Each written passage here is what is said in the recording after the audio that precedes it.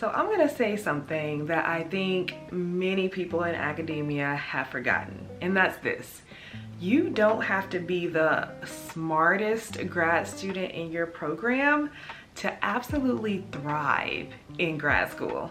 And that's because grad school success really isn't just about intellect. Everyone has the intellect to be there. You were accepted into the program, so we can move on from that. However, those who really thrive in grad school know that it's about strategy. It's about self-leadership, and it's about time management, which is so important. So I went to grad school for math. So I went straight from undergrad to a math PhD program. Now, I didn't get a master's degree first. There were many people in my program who'd already had a master's degree. There were some people who already had 2 master's degrees.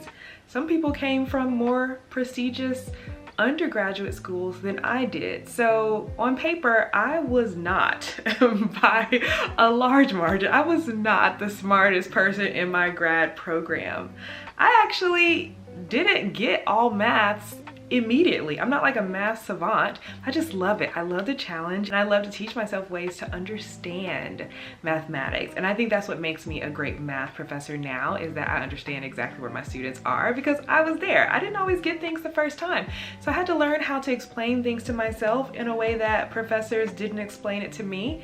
And that's what I give for my students. So I by no means was the smartest person in my grad program, but I absolutely thrived in grad school. So in today's video, I'm gonna share 3 qualities of a grad student that matter way more than how smart you are. Number 1, you guessed it, elite time management skills. This is key. So time management is one of those skills that you're just expected to have mastered in grad school, but you likely have never learned, like in a formal way, time management skills, how to implement them, and especially how to implement time management strategies in grad school. Often what I see with the grad students that I work with when they first come to me, they confuse being busy with being productive. Those are not the same thing. The best grad students, they know exactly how to use their time and what to spend their time on. And most importantly, they know when to stop. So one of the key skills that I teach grad students is the skill of prioritization. And that is recognizing that not everything you do in grad school is going to have the same level of impact on your goals or importance in your life or getting your degree. So you should not treat everything equally. You don't have to give 100% to every single thing in grad school. And I think that is where some grad students go wrong, is they're giving their biggest, best effort to low lift items, when the most important items they don't have enough energy for, and then they burn out.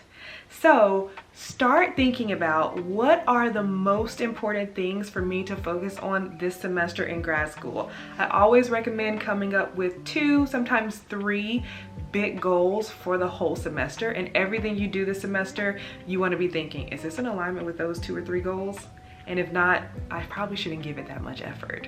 And if you should be giving it more effort, then it probably should be one of your bigger goals. So think about this upcoming semester. What are your top goals? Is it to understand everything you need in the class? Is it to start your homework on the day that is given? Is it to publish a paper? Is it to complete your dissertation proposal? What is your big goal for the semester?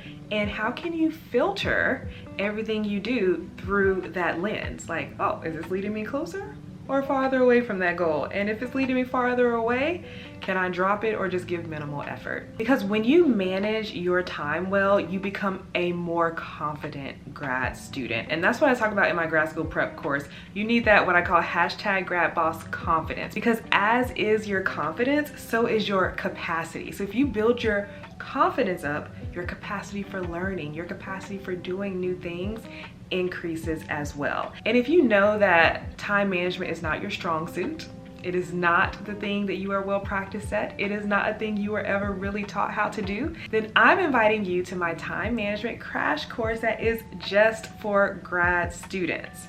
Now, I have curated a list of my best time management strategies and practices that work best for grad students.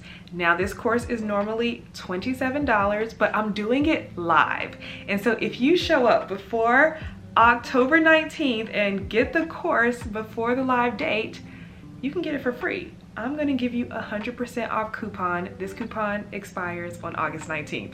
So jump in for the class, and even if you miss it live, you'll have access to the recording with the dashboard and everything. And I'll put in a video that shows you how to access the coupon and all the things. All right, I just wanted to briefly show you how to get the time management crash course for free before August 19th, 2025. So when you click the link in my description, it's theacademicsociety.thrivecart.com/crash-course. If the coupon code isn't already there, apply. Just type in kickoff in all caps. That is the coupon code, and it gives you the details. You'll have the opportunity to add on the planner if you don't already have it.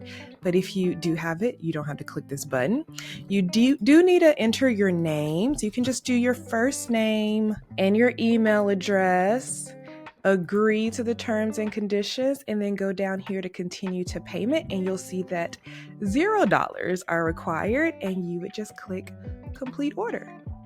And then you are good to go. Then you have access to the crash course. You click this button here to add it to your calendar. That way you know exactly when it's going to be. It's on your calendar and you don't have to worry about it anymore.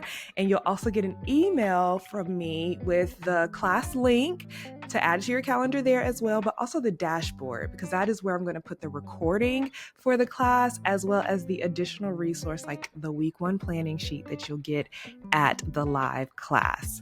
Okay, I'm super excited to see you there. All right, let's get into quality number 2. This is what I'm calling self-starter energy. So there were some days in grad school where I just had zero motivation. I was just like, oh my gosh, I have been working all semester. I literally do not feel like starting this assignment at all. But I had to quickly snap out of that, because grad school is about making it through. It's not about making it through perfectly with no failures, no mistakes, no hiccups, no bumps in the road. It's about actually getting through it, and how do you handle adversity? And part of that is being able to motivate yourself. One of the biggest differences between undergrad and grad school is how much your professor prods you and reminds you of things. Like, I teach entry-level mathematics classes. I'm reminding my students of deadlines. I'm reminding them to remember to start this thing. I'm reminding them this is a long assignment, so make sure you don't wait until the last minute. That didn't happen for me in grad school. You are expected to motivate yourself to start your work early, regardless of what the deadline is. There are some grad programs where nothing is due until the end of the semester. That means it's up to you to motivate yourself to get your work done in a timely manner and give yourself milestones to achieve yourself versus the milestones being given to you. And that is super challenging to do. So you have to become a self-starter. And being a self-starter doesn't mean that you're perfect. It's not about striving for perfection at all. I will never tell you to be a perfectionist. It really means that you need to be proactive enough to build momentum for yourself. There is something about, like, when you don't feel like working on something, and if you can convince yourself to do the smallest first step, that little win can keep you going. Like, oh my gosh, I really don't feel like writing this paper. It's a 10-page paper. I don't feel like it at all. Well, what do you feel like doing? Could you read through the assignment and make sure you understand what it's asking you to do? Sure. Well, then could you then start brainstorming what you want to write about? Okay.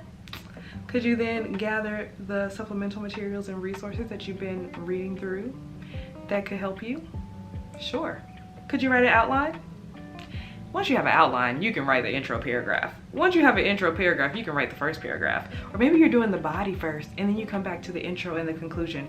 Whatever. I'm not necessarily a writer. I didn't do that much writing in grad school, but you get my drift.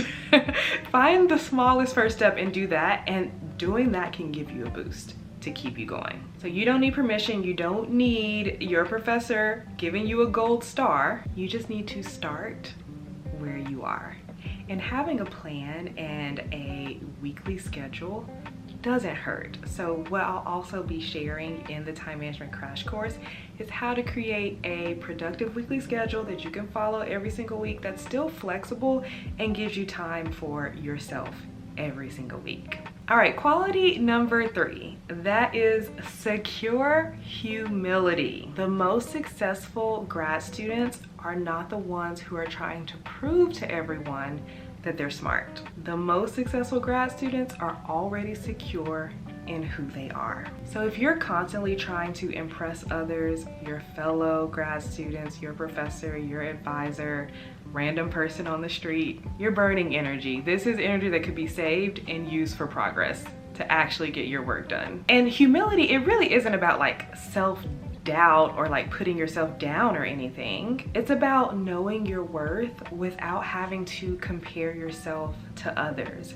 Something that was really helpful for me to do in grad school was understand more about myself and get a better awareness of who I am, how I think, what motivates me. So I think tools and assessments like the Myers-Briggs, Enneagram, Human Design, Strengths Finder, anything that can help you understand why you are the way you are, that can give you the confidence to show up as who you are, because there are strategies for each type of personality that you can use to your benefit. So what I want you to do is think about this. What is something that you are most proud about yourself as a person? Is it that you have really strong boundaries? Is it that you value time for yourself? Is it that you're a go-getter? Is it that you're not afraid to walk up to a stranger and introduce yourself to make a connection? What is something that is like you that you're like, I love this thing about me? That's a great place to start. So in conclusion, being an amazing grad student is not about your IQ, not in the least. It's truly about habits, it's about mindset, and it's about self-trust. So if you have been doubting yourself or worried about starting this next semester of grad school, let this video be your reset. Your reset to start doing grad school your way. Your grad school experience is not anyone else's grad school experience but yours. So it is time to take control of your grad school experience and do what is going to serve you. So like I mentioned before, I am hosting a time management crash course for grad students on August 19th, 2025. If you sign up before that date, I will give you a 100% off coupon so that you can take the class for free. And there'll be a little checkbox there, so you're welcome to add on the planner to help you out or not. It's up to you. But that is all for today. I hope that you enjoyed this video. If anything resonated with you, definitely let me know in the comments. And if you have anything you want me to talk about in the future, please tell me that as well. I will chat with you in the next one. Bye.